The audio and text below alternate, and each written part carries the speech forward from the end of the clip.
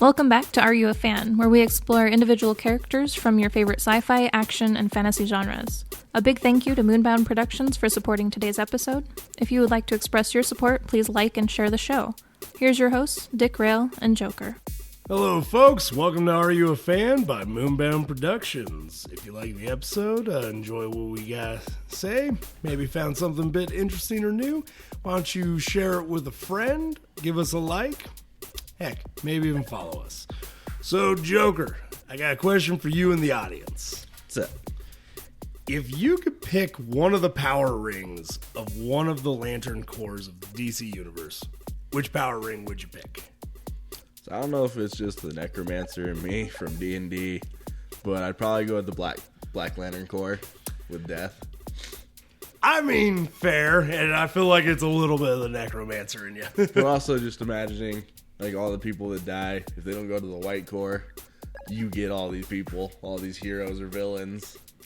I mean, fair. I remember that was a big thing in one of the comics. I think I'd go with the White Lantern ring. I know it's kind of like picking the Avatar with like bending abilities, but Well, I was also laughing because they were created to fight the Black. So it's just kind of ironic that I picked the Black, you picked the one that was designed to fight it. Yeah, mostly because I know with the White Lantern core, you can use every one of the ring abilities. Didn't know that. Yep, it's kind of the whole like concept of like since white is the encompass of all colors. Okay. And that's yeah. Makes sense. It's kind of why I picked that one. That's why I said I'm going Avatar on this. Makes sense. So that brings us to this week's character, a Green Lantern, aka Hal Jordan. So let's get into the real world facts of how this character came to be. Starting out, after achieving great success in 1956 in reviving the Golden Age character, The Flash, DC editor Julius Schwartz looked towards recreating the Green Lantern from the Golden Age of comic books. So what we're saying is the Schwartz was with him. God. Anybody who gets that reference, I love you. You get mad props with us. Yeah. So, fun fact, there was technically a Green Lantern before even Hal Jordan, but that was like way back in the Golden Age. And you know what? If anybody wants, maybe we'll cover that character someday. Let us know. So, drawing from his love for science fiction, Schwartz intended to show the new Green Lantern a more modern light, enlisting writer John Broome and artist Gil Kane, who in 1959 would reintroduce Green Lantern in the World Showcase, number 22, October of 1959, by creating Hal Jordan. Man, 1959. It's amazing to know that there were comics, like major comic book characters before then. Right. Because that already seems a while ago, and I'm sure some older people in my mom's generation are shaking their fists at their screen right now, like, that's not even that old. Yeah, most likely. Okay, the character was a success, and it was quickly decided to follow up his 3-issue run on Showcase with a self-titled series, Green Lantern #1. Began in July/August 1960 and would continue until issue number 89 in April to May 1972. That is a pretty good run. It really was. Like, dang. Which is impressive for a revival character. That really is. Also the fact that, it's always an impressive show when a character gets their own self-titled comic. Oh, yeah. Because so many are, under, some other comic or, like, sharing a comic or a backup in a comic. So that, impressive, honestly. I guess it helps that there was a version of him beforehand that kind of, like, I feel like that helped pave the way for him to have his self-titled comic. I can see that. The old fans kind of get into it and the new fans get into it, kind of creating a decent fan base. Starting in issue number 17, Gardner Fox joined the book to share writing duties with John Broome. The quartet of Schwartz, Broome, Fox, and Kane remained the core creative team until 1970. Just, that's still pretty good. That's, 11 years? to have the same people. I was actually about to say, yeah, no. And from what we've gathered in comics, to have a writing team last that long with just those core members, like, that's a real impressive run. It really is. Like, because at some point, somebody always gets tired, or like, you know, they're like, we don't like where you're going with this. Like, that seems to be the most common ones. There's like those creative differences. Yep, creative differences, or the comic book company themselves are like, we don't like where you guys are taking this. Yep, so we're gonna get rid of you. Okay, starting with issue number 76, April 1970. Dennis O'Neil took over scripting, and Neil Adams, who had drawn the cover of the issue number 63, became the series artists. O'Neil and Adams had already begun preparations for the classic run in the form of their reworkings of another DC superhero, Green Arrow. Which, you know, bit on the nose, being like, they're both green, let's have them team up. Right. I was like, which, yeah, they definitely seem to do a lot of in the comics because of these artists and writers doing that. Yeah, it does, I don't know. I guess we'll get into it when we talk about the actual in-universe and that bit more. But Which is funny because we don't actually really have anything to do with Green Arrow. I don't know. It just feels weird just knowing who the two characters are, seeing them, knowing that they kind of started out at one point working together. I'm like, I just don't feel like Hal would care. He really doesn't, to be honest. Because I feel like Green Arrow is that street-level hero who cares about the little man and common stuff. Yep. Meanwhile, Hal Jordan's like, I stopped a meteorite the other day. But what'd you do? In a way, because Hal did try to was focusing more on Earth, he kind of was still the galactic version of a street-level hero. I guess because he does kind of the same. Because he does a terrible job of taking care of the whole sector. Yeah. In an introduction to the 1983 reprinting of this O'Neil Adams run, O'Neil would explain that he wondered if he could represent his own political beliefs in comics and take on social issues of the late 60s and early 70s. Because, you know, what writer doesn't want to do that?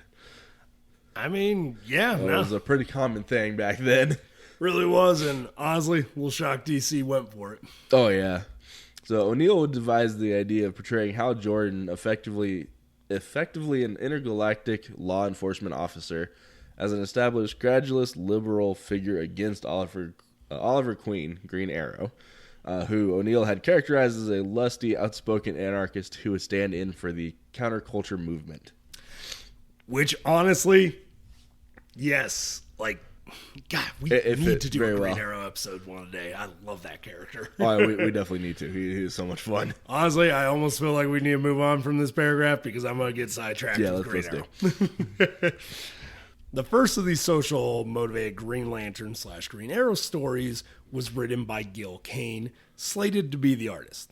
But Kane dropped out and was replaced by Neil Adams. The stories tackled questions of power, racism, sexism, exploitation, and remain viewed in the comics community as the first social conscious superhero stories. Which is pretty good because they definitely covered quite a range of issues back then. Yeah, which honestly, like I said, I'm just more shocked DC went for this and actually let them dive kind of head in on such controversial topics. Well, I'm surprised they let them do it on so many of them. Yeah. Because between Marvel and DC, they both had characters who kind of focused on one. True. But now you got characters literally focusing on like 5 different issues that are pretty controversial and, pretty prevalent back then. Which, as far as from what we've seen of DC and even discussed on DC, kudos, I guess. Yeah, because even while they had some characters doing that, they were nowhere near as good as Marvel was at doing it. Yeah, no. I think the most prevalent character that DC ever came out with that did it right was Blue Beetle. The Hispanic one. God dang, I'm terrible with names. Yes, you are. Okay, let's move on. Despite the work of Adams and O'Neil, Green Lantern sales had been in a major decline at the time Green Arrow was brought on as a co-star, and their stories would fail to receive the sales figures So Green Lantern was canceled with issue number 89 in April/May of 1972. Which, unfortunately, from what I've heard of the Green Lantern series, that happened a lot. He was a very roller coasty sales character. Like, he'd go up and he'd plummet, and he'd go back up and he'd go back down. Ooh, that was not a good thing for his character. That's kind of why I feel he's been up and down and all over the place through the series and the years. That kind of probably explains why they kind of went some of the directions they did with his character. And in general, with the Green Lantern Corps, why there's been so many of them. True. Just trying to throw it. They're like, okay, they don't like Hal. How about we bring in this person? Right. I was like, oh, he's still not doing it. I was like, okay, let's bring another one. That does suck for the character. Okay, so that's kind of what we got for Real World. Let's move into In-Universe. So Hal Jordan was born in Coast City to Jessica and Martin Jordan. He was the middle child between brothers Jack and Jim. Too bad it wasn't a daughter. Jack and Jill. As a boy, he idolized his father, who was a test pilot at Ferris Aircraft. I do still have to laugh, though, at the names. That family really liked Jays. They really did. Jessica, Jack, Jim. Jordan. I think one of them, well, that one you don't really got much of a choice on. Yeah. But, again, I think one of the brothers had a wife whose name started with a J, too. Like, it was just a family of J's. And then just Hal. Right. Him and his dad were just like, well, we're going to be the standouts. Right. How is that for, like, I like this one? Right. He's going to be a different name. Which one was your favorite? None of you. Hey, Hal, want to come watch me fly this plane? Right. Speaking of, at a very young age, Hal would face his greatest fear when his father died in a plane crash at an air show right before his eyes. Despite his family's wishes and refusing to bow down to fear, he would follow in his father's footsteps and eventually join the United States Air Force on his 18th birthday. Where I guess he actually showed up to the recruiting center before it was open. Oh, wow. He showed up and waited. Dang, he was really determined to overcome that fear. Oh, yeah. I mean, like, kudos. It's better than me. You don't see me swimming in murky water, is all I'm saying. Okay, so Hal would be kicked out of the military. This is going to be a long... the start of his issues. So, yeah, upon being... he was kicked out for assaulting an officer. Not great. And was reduced to an engineer giving plane tune-ups. He would eventually also join Ferris Aircraft as a test pilot. Yeah, he literally would follow his father's footsteps and be a test pilot for the same company. Which, I mean, I feel like history repeating itself a little bit. Yeah. Like clearly we know, well, we hope he doesn't die and that, but like I just feel like if I was his mom, I'd be like, really? Really? Oh, I'm sure she probably was. We already knew that they didn't want him joining the Air Force, so I'm sure that didn't really get any better. Probably not. So, many years later, a dying alien named Aben Sur, member of the Green Lantern Corps, would crash land his starship in the California desert. Having selected a replacement officer for his position, the Power Ring chose Hal Jordan for his ability to overcome great fear. The ring and its abilities would be explained to him, and he inherited the mantle of the Green Lantern. Which, I mean, it's a hell of a way to inherit something. Right. Yeah. That's one thing I've always kind of liked about the concept of the Lantern Rings, is they choose who they want. Which is kind of unique for a thing in that. Because sometimes there are certain items that don't really choose in that. It's just the first person who comes along and grabs it. Yep, and that seems to be the most common way. So it's nice to have that, oh no, this chose you because of whatever personal trait you had. Also, can you imagine just how mind-blowing it is? The day you become this great superhero guardian of the galaxy, you also find out that there's guardians of the galaxy and aliens. Right. That's a lot. That's a lot. Like aneurysm level of a lot. Oh, yeah. Hal would be summoned to the Corps' headquarters on planet Oa. He would be assigned to Sinestro. Hal received training from some of the best corps, corps had to offer, including Drill Sergeant Kilowog and his mentor Sinestro. Love Kilowog. Right. Kilowog, honestly, out of all the Green Lantern movies I've watched, he is my favorite character. Like, even the cartoons and the comics, like, all iterations of Kilowog, I love Kilowog. Oh, he is awesome. Right? But he's also like a pinkish, fleshy, colored alien, pig alien looking thing. I mean, warthog, or I also thought hippo-ish. Yeah. It kind of looks like a mix between a hippo and a warthog. Yep. Badass, though. And kind of cool dude. Oh, yeah. Honestly, I think the best one that shows who he is Green Lantern and Emerald Knights. That was a pretty solid one. So, during his training, Hal would learn that Sinestro had been subjugating his home planet through fear using his ring. After Hal reported these acts to the Guardians and fellow Corps members, he battled Sinestro and emerged victorious. Along with the rest of the Corps, he then testified against Sinestro at his trial. Which, I don't know, I just always feel like moments like that got to be a little so what do you have to say? I'm like, well, I already told you in the report that man, Your Honor, the one I'm pointing at and is looking back at me. Like he wants to kill me. Like he wants to kill me, even though I whooped his butt in battle. He enslaved his planet. So, I just, yeah. Yeah, it definitely sounds about right. Bullshit, that's my headcanon now. Until I buy the comic, that's what I believe went down. Expelled from the Corps and banished by the Guardians to the antimatter universe as punishment, Sinestro became a sworn enemy to the Corps and gained a new quad power ring. I know. Honestly, I was gonna say it as Q Ward.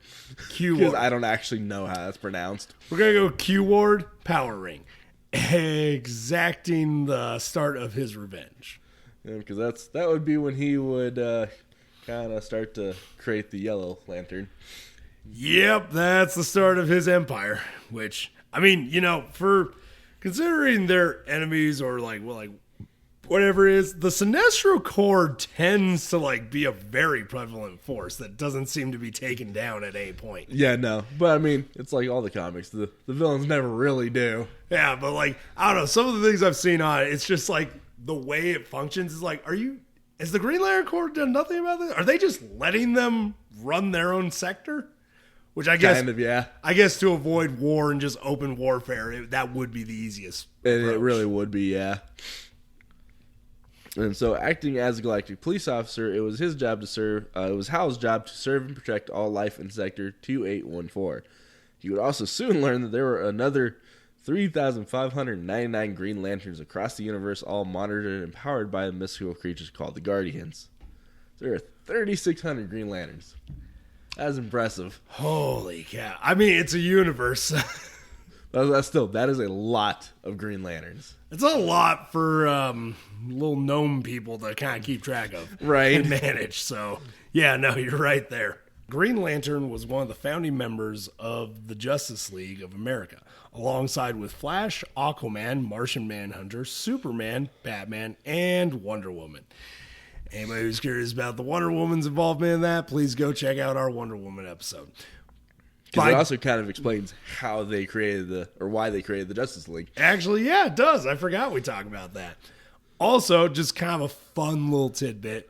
It's funny that he was one of the founding members of this, considering the very original Green Lantern that he was based on was also a member of their Justice Society. That's probably why they did that. Yeah, they probably did that on purpose. Which I think it's it's a nice little nod to the original. Oh yeah, definitely. So now we move into exile and temporary retirement. So after spending too much time using his power for quote unquote trivial matters on his home planet and overlooking the rest of his sector, the Guardians would exile Hal Jordan from Earth for a complete year. Which, I mean, seems intense, everybody. But remember, there's a galaxy. There's bigger things at work here. We should have looked up how big their sectors are. Because now I'm curious, like, how many plans did he ignore just to deal with home? I mean, clearly enough that the Guardians were like, okay, we need to banish you as punishment. I was like, no, you cannot go near Earth. You just stay out of that system. Yeah, so, probably a lot if they're literally going to that length. Oh, yeah.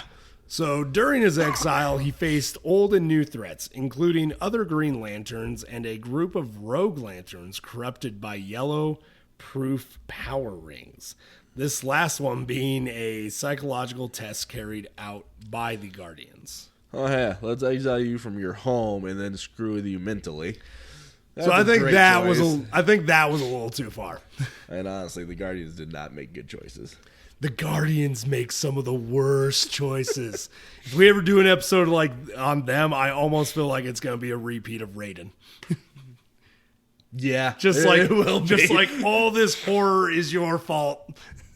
Yeah.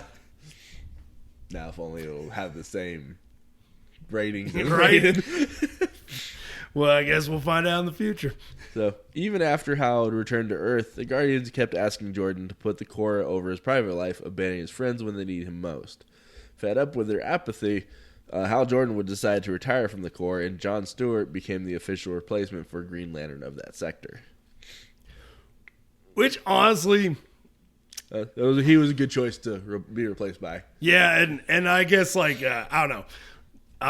John Stewart was probably one of my, because I knew of Hal Jordan and that growing up with comics and that, but, John Stewart being the main Green Lantern in the Justice League cartoon growing up. Honestly, in most cartoons. He was kind of the prevalent Green Lantern in most of the animated series. It's actually, one theory is as to why the movie did so poorly was they didn't go with John Stewart because our generation didn't. We were like a lot of people in our generation are like, who the heck's this guy? Well, it did so poorly because it was a horrible movie. It was a bad movie too. Honestly, I don't think having John Stewart would have saved it. Yeah, I don't know. Maybe going with his story, maybe we could change some stuff. Who knows? Butterfly. Okay, so during the crisis on... It's always a crisis, man. Mm-hmm. So during the crisis on Infinite Earths, a Guardian allowed Hal to join the newly appointed Guy Gardner's squad to destroy Q-Ward's... we still don't know what it is, so sorry, comic book fan, but Q-Ward's moon. Giving him a temporary ring, seeing that Guy didn't care about killing his enemies, Hal rebelled against him, and Guy left him to die in space, stripping him of his ring. When the Green Lantern Corps joined the battle, his comrade rescued Hal. So that's dark as hell. Yeah, it kind of gets left out in space. Makes you wonder how long he got left out there before the rest of the Lanterns found him. I mean... It had to have been quick. It had to have been, because... He would have been so dead otherwise. Yeah. Oh. I wonder if aliens know how to properly hold your breath in space. I'm sure some do. I've heard a lot of debates about that because some say no, you got to breathe out, otherwise your lungs will pop. I feel like it depends on the alien and their physical physiology. Yeah. Just some aliens giving Hal advice, and then when it happens, he just dies because he just explodes. Huh? Yeah, it's like, that's the thing. Okay. So humans are different than me. Put that in our notes for later. So Green Lantern Tomar Ray would perish during the conflict and pass his ring to John Stewart, and in turn, John would return his ring to the rifle owner Hal Jordan. So Hal would get his original ring back at this point. Oh, that's kind of cute, right? It's kind of a nice little hey, we're back together. And it's kind of cool because it just shows that it seems to be a little bit of respect between him and Stewart. Which I could easily see, especially them both having military backgrounds. Yep. Someday we will go into, We'll definitely do John Stewart. Yeah, we will definitely do a John Stewart episode. I would love his. Same. Okay, so Green Lantern Corps of Earth. Hinting at Earth as the focal point of the upcoming evolution, the Guardians assigned Hal and John to base their operations on their home planet. They led a group of Green Lanterns who established a citadel in California. I imagine that was probably tough to do because that sounds any Earth government, I don't think would have been. No. Yeah. But I know at least at the time, I feel the U.S. would be the best because they've already got the Justice League. They've already got, at this point, probably a couple hundred superheroes working throughout the country. True, they'd probably be the most. Also, considering the Green Lanterns, the government would probably be curious to wanting to use them as a power, and that or a deterrent. So having they got the rest of them. Yeah, but why not? I feel like the Corps wouldn't actually get that involved depending on what happened. Oh, definitely not. But as far as the governments are concerned, they'd want that one. Oh. It's a potential power. It doesn't matter how much power you have. Man always wants more. Oh, yeah.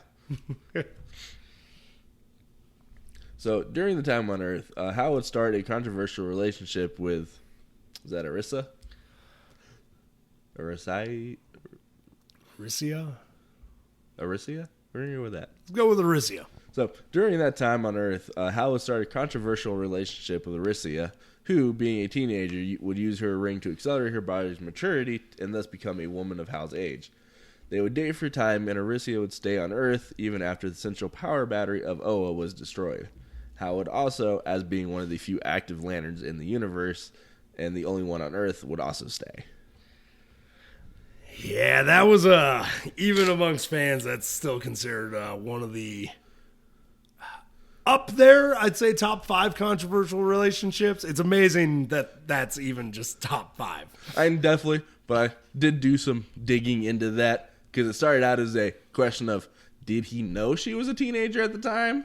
Which led me down a rabbit hole of, kind of have some defense for Hal for this.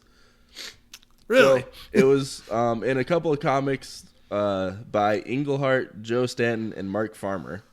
So, kind of at the beginning, Hal was very anti this relationship because she was a child to them. And her own people. Pretty much, but mostly to her own people, because to be honest, by Earth standards, she'd be... So she was 14 to her on her planet.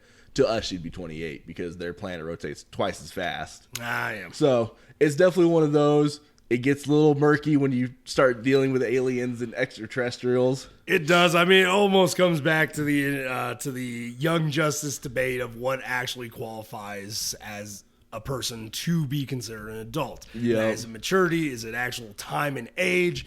And that what technically is it? Is it biological? Is it mental? But yeah, it definitely... That is what seems to be the biggest piece of Hal's defense is the whole, is it the whole personality wise or is it a maturity wise, like body wise? Because essentially in Green Lantern issue 204, the age gap was really the only reason he was majorly against it. Because she was a child, he wasn't. But I mean, that's valid.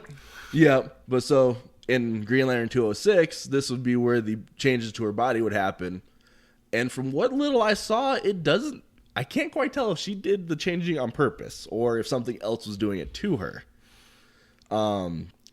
But she would physically mature to be Hal's age. And this would be where he would defend his position by telling her he didn't want to be interested in anybody at the time because he had just lost someone important to him. But something happened during this issue, and by the end of it, they would end up kissing. It's still weird to me. I'm not going to disagree. It's weird. It's weird on multiple fronts, including the fact that the writers were like, we really want to push this storyline. Part of the next thing that I found kind of matches to where it's like, as humans of our modern age and our time period, we see it differently than others would. And even back to our ancient times. And I mean, ultimately, it always comes down to what era are we viewing it through the lens of? Well, yeah, for us. And that for us. But that was what I found was, though, so in the next issue, so 207, Englehart would use this to kind of push the relationship, where fellow Lanterns John Stewart and Cat Lady, who were in a relationship, would be discussing it. John being the human, being more hesitant, quoting, she was just a kid, where Cat would respond with, she was, but now she is a woman, and basically said the only difference of how Arisia matured was different was, quote unquote, her body differed only in speed. So she matured quicker, while mentally, yes, she is definitely very young still. And yeah, this is where, and again, as humans, yes, we are much more hesitant and we have very different standards. But again, when you get dealing with extraterrestrials and aliens, I can see where this would be acceptable to other aliens.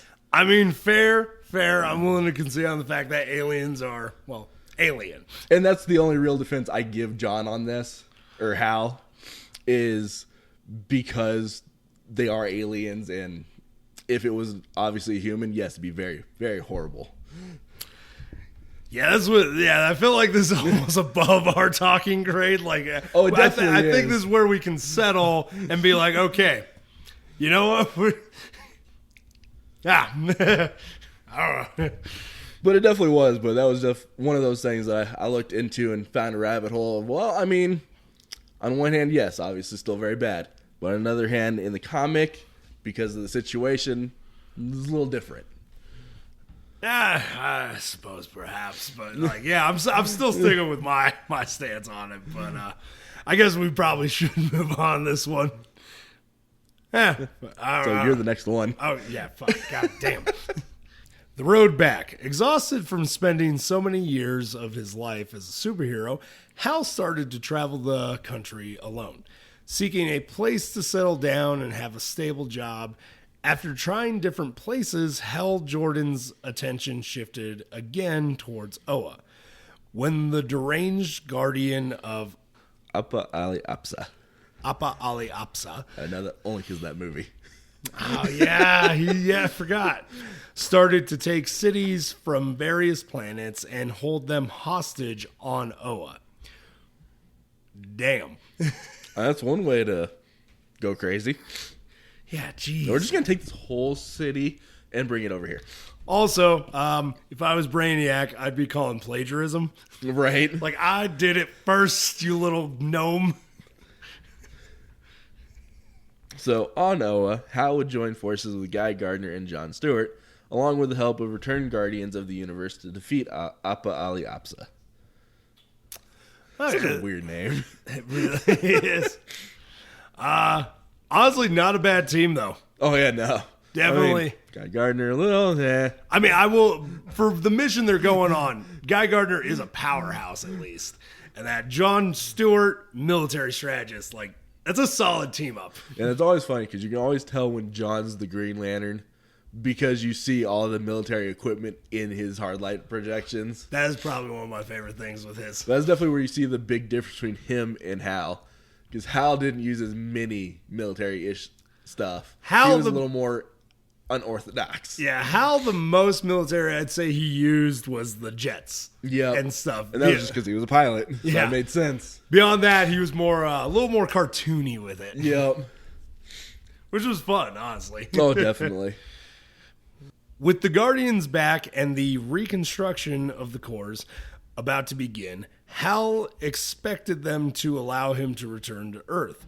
However, they assigned him to recruit new members for the new Green Lantern Corps. As you know, why would they let you go back to Earth? Right? You pissed them off how many times? I do find it funny that, like, yeah, he feels indignant about, like, some of the things the Guardians do, and they're just like, why would we work with you? You've been nothing but intolerant the entire time. You've been the biggest pain in our side. Yeah, we're not going to work with you. So he would make an agreement with the Guardians that once he reached the number of 12 members, he would be allowed to return to Earth and negotiate with Guy Gardner, who would remain as Green Lantern of Sector 2814. This quote-unquote negotiation was decided with a fight, and the loser would be kicked out of the Corps, where Hal would actually defeat Guy. That was supposed to have a space. So I'm going to redo that section. So this quote-unquote negotiation was decided with a fight, and the loser would be kicked out of the Corps, where Hal would actually defeat Guy Gardner. Ooh. You know what I mean? Of course, because Guy was a horrible lantern. Yeah. Like I said, powerhouse, but not really proficiently skilled. Well, we've also saw already where Hal rebelled against him because Guy had no qualms about killing people. True. So like he was not meant for really being a hero.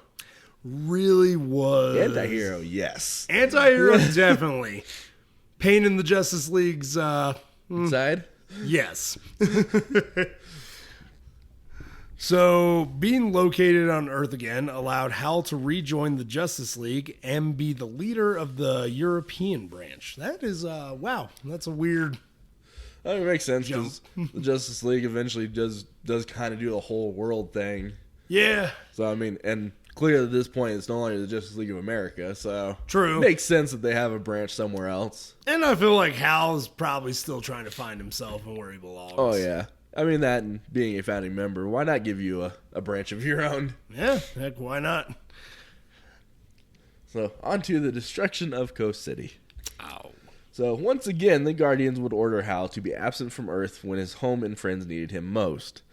But this time, the consequences were catastrophic as Coast City was invaded and destroyed by Mongol and Cyborg Superman. Oh, I think this was during the reign of the Superman. I think so, yeah. Yeah, because Cyborg Superman, yep. Also, Mongol is a force to be reckoned with. I don't know if his presence really would have been made that big of a game changer. No, I think he was just the one leading it, though. To be honest, from the way it sounded in this section of the story, it sounded like just Mongol was in charge. Okay. Well, oh no, I don't know if Hal's presence would have been that big of a game changer with Cyborg Superman. Based on the second half, it was enough of one. Ah. Returning from space, Hal was horrified to find new Engine City in replacement of his home. He joined the resurrected Superman to fight the villains. Hal confronted and defeated Mongol one-on-one in battle. That left him with a broken arm. Dang! Which also, part of some of the notes you had is I guess he used Cyborg Superman's hammer.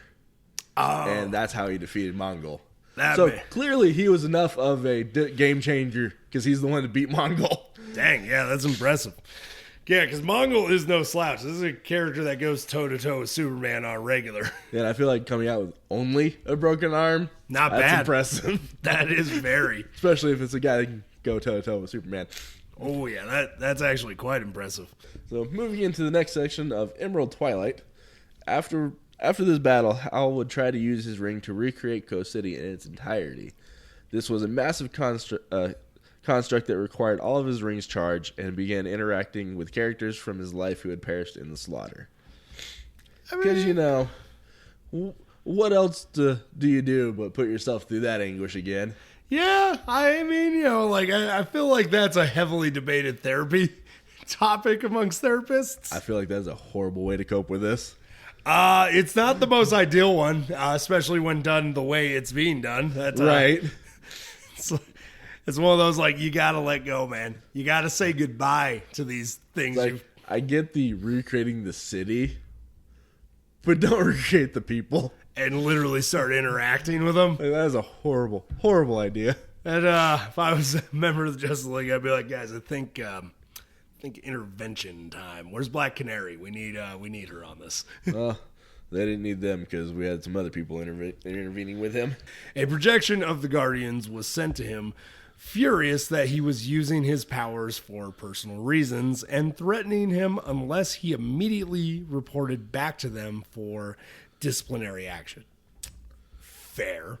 I mean, I can't blame him. Yeah, no, that's dang. And I think him recreating the city almost completely drained his battery too. He was pushing it. I mean, it did say that it was using up a lot of his rings charge. Oh, it did say it required all of his rings charged. Never mind. Yep. So yeah, that took a lot of power. So it's amazing that they're like, so how do you guys expect him to get back to you? I mean, it's they'll get him back somehow. As the Guardians, you better hope he has the lantern with him to be able to recharge. Right? So, enraged that they would ignore the personal loss he had suffered in the name of the Corps and try to punish him for his humanity, Hal, driven insane by grief, decided to meet them head-on and clash with the men who had destroyed his life. You know what I mean? I can't blame him. I mean, I can't, but like definitely a rash decision, I feel. He's human. What do you expect? We are known for rash decisions, especially when angry. Yeah, I suppose. Okay, so in this state of madness, he was intent on obtaining their vast powers so that he might recreate all he had lost. A team of Green Lantern Corps' greatest warriors were sent to oppose him and stop him before he could reach their homeworld. Hal Jordan single-handedly went through 8 lanterns. He would leave defeated, floating in space, and took their rings in his possession, adding them to his collection. Wow! Whoa! Yeah, he was going on a killing spree. Yeah, we were going real dark side on this, my guy. Yeah, just knowing that he went through 8 of the greatest warriors the Corps had by himself is impressive. Because I almost want to say... there's a lot of names, but I knew we were going to butcher every one of them. Oh, man, that's... also just taking the rings and like... Isn't this why he punished the other guy? I mean, yeah, this is slightly different, but yeah. Yeah, like... What happened to the no-kill rule? Wow, threw that out real quick when it had to do with you. Of course. So, touching down on Oa... He would kill Kilowog in combat. His greatest adversary, Sinestro, would be released from imprisonment and to act as a last line of defense, and Hal would snap his neck. Then he would enter the central power battery and absorb the energies inside, killing the Guardians and effectively destroying the entire Green Lantern Corps. And he would emerge with the new identity of Parallax. Like, he went on a straight-up murder spree. Not Kilowatt. No. He killed them all, essentially. I mean, Sinestro. Yeah, I don't feel about that one. Yeah, I'm like, he was a good villain. That's what I gotta say about him. Kilowog, I love Kilowog. I don't. What? That's what I have to say about that. Okay, so Parallax. Oh my God, Hal, what are you doing? So one of the greatest secrets kept by the Guardians was that their infamous yellow impurity was, in fact, an ancient monster named Parallax, who they had imprisoned in their central power battery. And Parallax happens to also be the physical embodiment of fear. Yep. Which, fun little side thing about all the lantern rings, they all have, like, animal-esque, like, avatars. Which would be kind of epic to watch just the avatars fight it out. Oh, dude, right? That'd be awesome. But still, Parallax, I mean, yeah, way to botch it all, Hal. Oh, yeah. Because Parallax would eventually possess him and turn him into one of the greatest villains the universe had ever seen. Not just, a couple planets, but the entire universe. I was talking some mad smack about the gnomes at the beginning of this being the Raidens of the universe, but I mean, they still are. I mean, they are too, but I feel like Hal is really treading They kept giving him rings. If they had stopped bringing him back, he would never have become Parallax. So no, they're still the Raiden.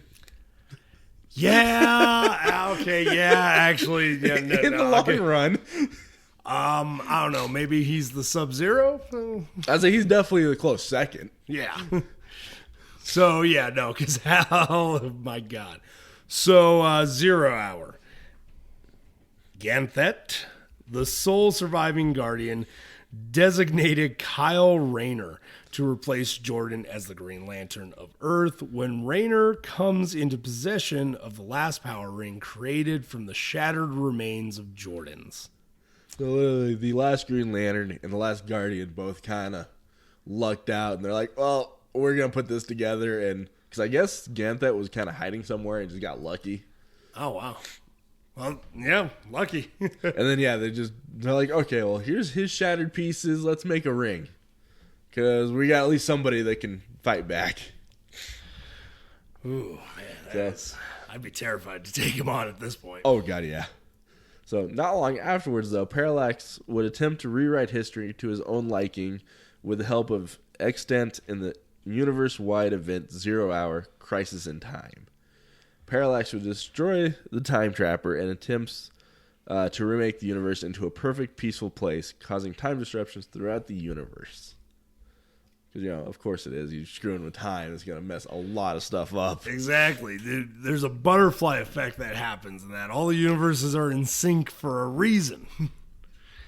Okay, so Jordan is eventually defeated when... Jordan is eventually defeated when Hal exhausts most of his power from both fighting and manipulating the time stream. Green Arrow, I'm back, baby. Green Arrow then takes advantage of Jordan's drained state and shoots an arrow into Jordan's chest. Say, dirtbag. So, dang. Yeah, if I remember correctly, it was a lot of various heroes from the Justice League, a couple Lanterns. Like, there was a lot of people fighting Jordan during this. Oh, I can imagine. At this point, we're getting a lot of even, the space characters involved. Oh, yeah. Because, dang, destroying reality, not a good look, not a good look, man. So, folks, that's kind of what we got for his in-universe. At this point, it would just be, a whole nother character, because at this point he's technically dead. Yep. So now let's get into powers and abilities. Okay, so powers and abilities. Let's start out. Aviation, enabled by fields generated by the power rings. That seems to be one that is kind of general to all power rings. Yeah, that seems like a general. Except for, I don't remember, I think it was the Indigo Corps has staffs. One of the corps doesn't really use the rings, but they have a staff instead. Well, that's cool. That's awesome. Right. So he's also skilled in hand-to-hand combat, boxing, and judo. Mechanical engineering, which, makes sense with him being a test pilot and military. Yep. Lantern ring creates hard light constructs. Weakness. The Speed Force can disrupt the ring's power. Which, that one I didn't know about. That was a unique one I found, too. That, when I saw that, I'm like, oh, that's cool. And the one that I didn't even catch that you missed, obviously, yellow. Oh, yeah. Or wood. I actually kind of purposely didn't put those in. Yellow is always a weakness. Yep. Yellow's a big weakness. Wood was the very first in comics Green Lantern's weakness, and the whole reason for that was because they were advanced aliens monitoring sometimes primitive planets. Oh, yeah, which makes sense. The plan was, in case a lantern went Sinestro on them, right, the people could defend themselves. I still love it, though. He could be defeated by a number 2 pencil. Right? Still just yeah. Also, kind of a fun fact about his powers. He has actually worn 6 of the 10 power rings, being green for willpower, blue hope, red rage, yellow fear, orange greed, and white, which was an impromptu corps created to battle Black Lantern Corps, and the White Lanterns were primarily heroes who had died in the past. It was kind of a interesting group of lanterns there. Oh, that is. Honestly, the biggest one that shocked me in this whole thing was the red ring. Yeah, I remember we talked about it briefly the other, I think it was this morning. It was I feel it was very, I didn't look into any of these and how long you kept them. Yeah. But from what it seemed like, the red was a very temporary, a very short-lived ring holding. I mean, I feel like it would kind of have to be just what it entails. Because I think his 2 biggest ones, other than green, were blue and yellow. Yellow is definitely I think those were the next 2. I think it might have gone green, yellow, blue on how long he held them. I can see that. Because I think he had hope for a while. I remember the hope one. So, okay. Into other media. And he's got a little bit. So in TV, live action, Hal would appear in the 1979 Legends of Superheroes, and it was also alluded to in 2 of the episodes of The Flash. Oh, that would have been cool to see him show up in there. He didn't, but they kind of... I think it was kind of like a tease of him. Kind of like they did with the question. Yeah, where they kind of talk about him or show something in the background that's oh, hey, here's Green Lantern. but you're not going to actually get to see him. That would have been nice. That would have been awesome. So, in animated, he also appears in 10 shows, including Super Friends, Justice League Unlimited, Duck Dodgers, which was a cameo, Batman Brave and the Bold, Young Justice, and would star in Green Lantern, the animated series. It's actually a decent anime list. And that's just kind of the more notable ones. Yeah. And there's some other kind of small named ones or ones that's like one episode or something. I could see that. But I did kind of find it funny that he was in Duck Dodgers. That is actually kind of cool. So, moving into film for live action. Unfortunately, so he was in the 2011 short film, The Death and Return of Superman. Unfortunately for Ryan Reynolds, he portrayed him in the 2011 film Green Lantern. I feel so bad for Reynolds in that. Right. That was such a horrible movie. Amazing he saved his career. Deadpool. I mean, that's entirely what saved it. Oh, yeah. He will also appear in a reboot called The Green Lantern Corps. Hal's also, I guess, expected to appear by the end of The Flash. Oh. Which I don't know if that's something they weren't supposed to share. Or if that's something... Because I don't remember seeing anything about him being in that movie. Like, honestly, at this point, the only ones I've known of are Batman. Yeah. Yeah. Might have to look into that. So moving into animated films, Hal would appear in 14 animated films, including Green Lantern, First Light, Green Lantern Emerald Knights, Justice League Doom, Justice League The Flashpoint Paradox, and Lego Movies and Superman Red Sun. That was an awesome movie. That was good, right? Because I definitely love the premise of that movie. Same. So he would also have 5 more anime movie appearances in the DC animated movie universe. One of them was actually just a non-speaking cameo, so not much of a role in that. Okay. Video games wise, he would be a playable character in 13 different games. Most of them being fighting games, Lego game. Actually, there was like a very large list of Lego games. Impressive. Because it's amazing how many they actually have nowadays. Dude, there's so many Lego games out there. Yeah, for the most part, though, I think, if I remember correctly, most of his appearances were either Lego or a fighting game of some form. I can see that. But there was a few other things, but not a lot. Fair. So, some kind of random miscellaneous ones. Hal is featured in the Smallville Season 11 digital comic, which is based on the show.